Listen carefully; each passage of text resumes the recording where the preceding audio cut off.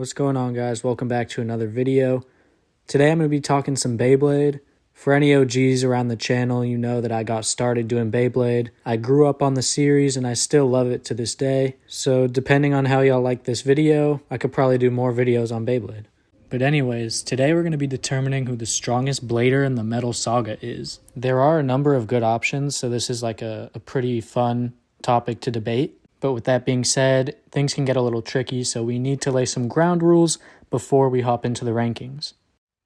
First, we're going to take into account the feats of the blader, so like which strong bladers have they defeated in a battle, what impressive things have they done, just things along that nature. We're also going to look at each blader's record, wins, losses, and draws. This isn't going to hold that much weight because, just like in boxing, you could have an undefeated record of like 30-0, but if you fight only bums, that record is not more impressive than someone who's like 25-5, but they've fought good fighters, right? So the record won't hold so much weight. It's not going to determine whether one blader is above the other, but it's still going to be taken into consideration. Then we're going to look at their battle style.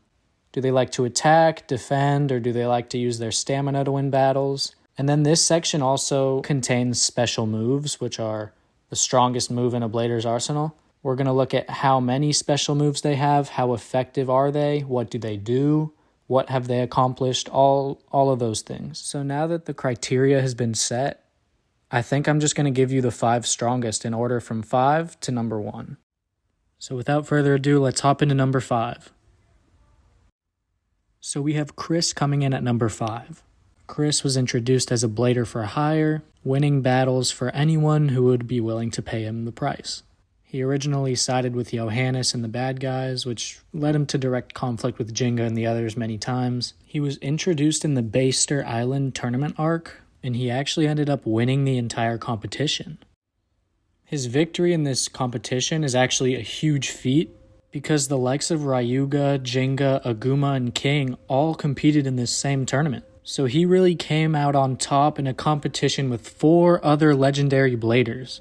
Now granted, he didn't battle any of them, but still for him to win the tournament, it's a huge accomplishment for him and his character. Obviously, he went on to defeat Masamune in the finals very convincingly. He showed a huge amount of power, and he kind of just solidified himself among the rest of the legendary bladers. He also defeated both Toby and Zio, but I do have to add that they are kind of washed up by this point. And then his last major contribution was of course in the fight against Nemesis. So Chris's record comes out to 9 wins, 4 losses, and 1 draw. It's not the best record on paper, but he's battled against some really tough opponents and he didn't get that much screen time. He was introduced very late into the last season of the show, and because of that, his record kind of suffers. If he was around in seasons 1 and 2, he'd have a lot more wins.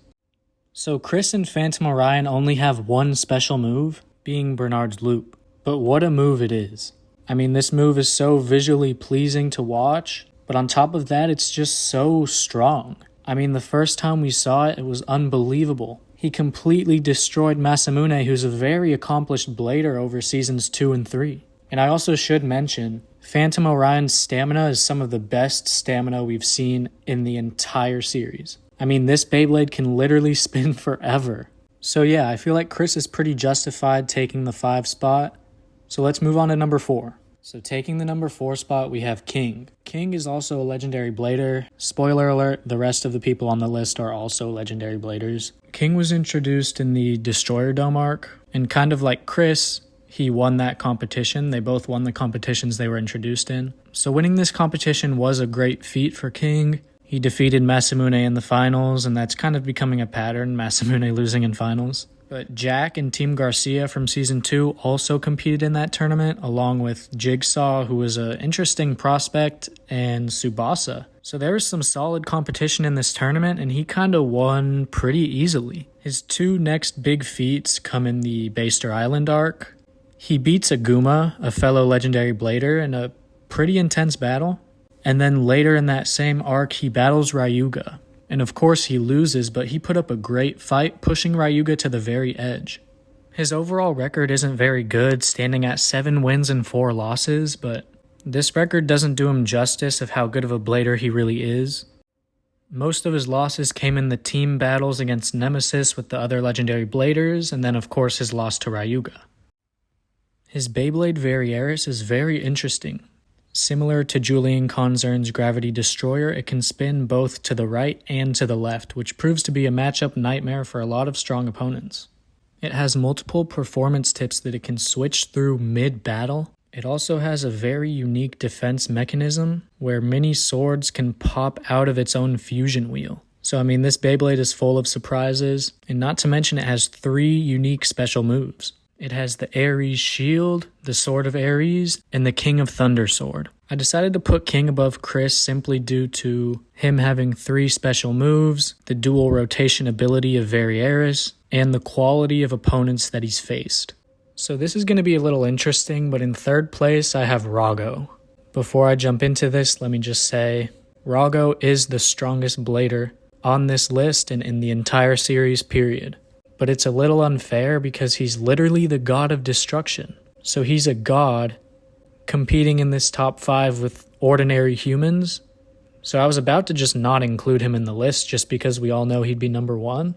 But out of respect for Rago and his character, this is where I'll throw him in. His record almost isn't even worth looking at.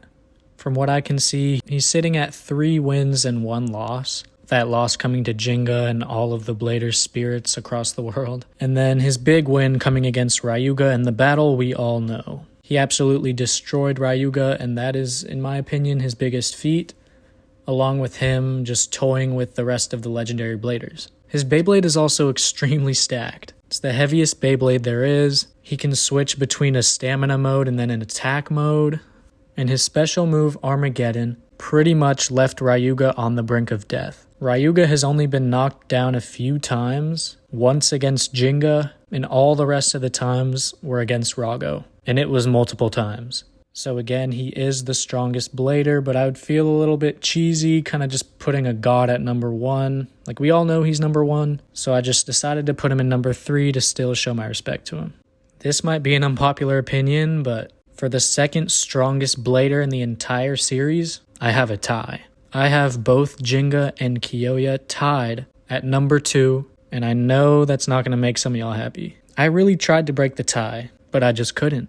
Season 1, Gingka is clear of Kyoya, but by Season 2 and 3, Kyoya has completely caught up, and they're equals. Their battle in the World Championships, it had so much build-up, it was the biggest stage possible, and they tied. They both passed out, they gave it their 110%. And they tied. What a battle. If that's not 2 guys being exactly equal to each other, I don't know what is. And then at the very beginning of Season 3, they battled again and tied with their new Beyblades. Or I guess it was with their old ones and they transformed mid-battle. And in the beginning of Season 3, they both got crushed by Ryuga, which further proves, how relative they are to each other in terms of Beyblade. So now let's talk feats. Gingka, his big feat in Season 1 was of course beating Ryuga. Then Season 2, he won the World Championships, beating Deshayan, Julian Konzern, Damien, and he played a huge role in defeating the Spiral Force, which ended up being the main villain of that season. And then Metal Fury, he defeated Chris pretty convincingly, and he was the one who, at the end of the day, defeated Nemesis, with the power of every other blader across the globe, but he still was the one who led the way. Kyoya also has some pretty insane feats. Season 1, in my opinion, he defeated Ryuga, but Ryuga was saved by the Dark Power. Before Ryuga was taken over by the Dark Power, Kyoya was winning that battle. He literally took Ryuga to the very brink of defeat. He was the closest to defeating him without actually defeating him in Season 1. And then Season 2, he got so much stronger. He learned so many new special moves. And he, of course, tied with Gingka in the World Championships. And then later in that same season, he defeated Damien. And people don't talk about this, but this was Damien after the World Championships, and he had a new arrangement based on the data collected from Gingka's final battle with Damien. The arrangements aren't the most reliable source of strength, but technically Damien should have been stronger than Gingka at this point, or at least the Gingka that battled Damien in the finals. And Kyoya defeated Damien. And then Season 3 comes along, he ties to Gingka again, and he doesn't have too many big battles besides his battle with Aguma. He was really the first one to defeat Aguma, And then after him, everyone started defeating him. But yeah, that pretty much wraps up the feats. Let's talk records. So Gingka has an insane record. I mean, he's battled so many times. It was difficult for me to tally this up, so it might be a little off, but this is relatively where his record is at. 78 wins, 14 losses, and 4 draws. Now, he is the main character, and he's had exponentially more battles than everyone else, but still, 78 wins is pretty insane. And I guess when you battle that much, losses are gonna come with it, so I'm not really too bothered by those 14 losses. And Kyoya's record is a pretty balanced 37 wins, 9 losses, and 3 draws. If you scale this record up to the amount of battles Gingka has had, it's about equal. So again, there's nothing I can do to separate these two. I'm sorry, I really wanted to find a winner, but these two are tied in my book. If I talk special moves with these two, we could actually end up being here all day. They have multiple different special moves in all 3 seasons, and they all do different things, so I think I'm just going to leave it at that. They both have a huge arsenal of special moves, and there's just no separating these two. And now for what you've all been waiting for, the number 1 strongest blader in the entire series, it's none other than Ryuga. This should come as no surprise to anyone who's watched the show. Ryuga is him. Some feats include nearly going undefeated in the entire first season of the show. He did lose to Gingka.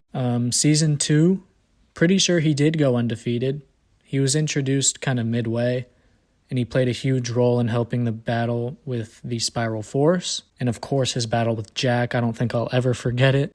What a battle that was. And then season 3, he really just transcended into a whole different level. I mean, he completely destroyed Gingka. He destroyed Kyoya, 2 bladers who were very relative with him in the first 2 seasons. He's just completely transcended them, and he was just playing around with them at the end of the day. And then, of course, he defeated King. He was destroying Chris until the battle was stopped. The strongest legendary blader by far. And, of course, his battle with Rago. He was the first and only one to ever challenge Rago with no help, and he had Rago on the ropes, dude. I mean, that battle lasted like a whole episode, and this was just a normal guy against a god. Granted, Rago was winning the entire battle, but that last Dragon Emperor Life Destructor, Rago was kind of struggling to withstand that. Rago and Doji kind of agreed that Ryuga was the world's strongest blader. It's just he was in over his head trying to challenge a god. So let's talk about this guy's record. 43 wins, 2 losses, and 0 draws. This is a near spotless record. I mean, again, his 2 losses, one of them came from Gingka in Season 1, which is, I mean, you can argue it was kind of plot armor. I mean, Gingka kind of had to win that battle, save Ryuga from the Dark Power, all of that stuff. And then his only other loss is to a god. That kind of tells you all you need to know about Ryuga. He is him. And of course, he has the iconic reverse rotation. He was the first to ever do it, and he was the best to ever do it. He can absorb your power, and he's primarily an attack-type Bey. But if he feels threatened, he can enter survive mode, which gives him a second wind of stamina, making him nearly unbeatable. Let me know what you guys think about my list. Leave your list down in the comments below. I'd love to see what y'all think. I really enjoyed making this video and talking about Beyblade. So let me know if you guys enjoy this Beyblade content, and I'll start making more videos about Beyblade. And thank you for watching. I'll see you in the next video.